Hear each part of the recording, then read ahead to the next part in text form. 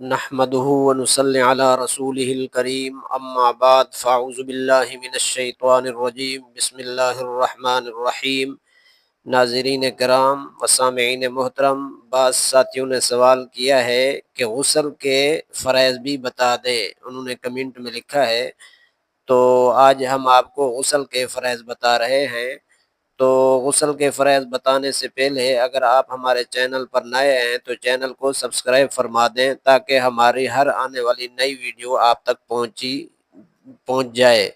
تو غسل کے فرائض 3 ہیں، اس طرح کہ کلی کرنا کہ سارے منہ میں پانی پہنچ جائے، یہ نمبر 1 تھا۔ نمبر 2، جہاں تک نرم ناک ہے وہاں تک ناک میں پانی پہنچانا، یعنی ناک کی نرم ہڈی تک۔ اور نمبر 3، سارے بدن پر اتنا پانی بہانا کہ بال برابر بھی کوئی جگہ خشک نہ رہے، تو پورے بدن پہ آپ پانی بہا دیں، یہ غسل ہو جائے گا۔ یہ غسل جنابت والا ہے۔ وآخر دعوانا ان الحمدللہ رب العالمین۔